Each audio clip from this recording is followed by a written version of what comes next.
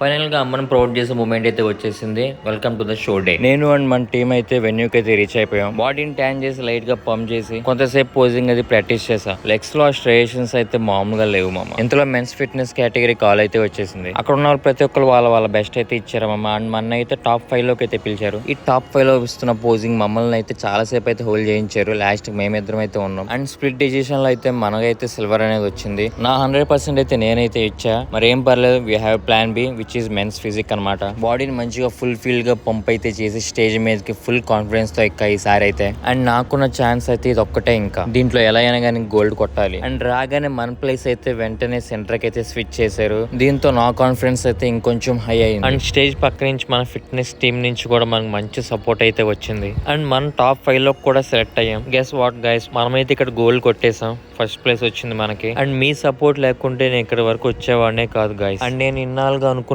Dream అయితే ఈ రోజు ఫుల్ఫిల్ అయింది గైస్. మనం కష్టపడ్డ దానికైతే ప్రతిఫలం దక్కింది. మన పేరెంట్స్ కి ఒక ప్రౌడ్ మూమెంట్ ఇవ్వడం అనేది ప్రతి ఒక్క లైఫ్ లో బిగ్గెస్ట్ అచీవ్మెంట్ అనే చెప్పొచ్చు. From nothing to something I made it guys. నేను చేసిన ప్రతి రెప్, ప్రతి డ్రాప్ ఆఫ్ స్వెట్, ఈ హ్యాపీనెస్ దాని వాల్యూ. ఈ రోజు కోసం ఎన్ని రోజుల నుంచి వెయిట్ చేస్తానో అది నాకు మాత్రమే తెలుసు. అండ్ మన ఫిట్నెస్ టీమ్ లో అయితే నవీన్ అయితే ప్రో కార్డ్ గెలిచాడు. ఈ మూమెంట్ కోసం మేము చాలా కష్టపడ్డాం guys. We are proud of each other. మీ సపోర్ట్ ఇలానే ఉంటుంది అనుకుంటున్నా. మళ్ళీ కలుద్దాం. Love you all.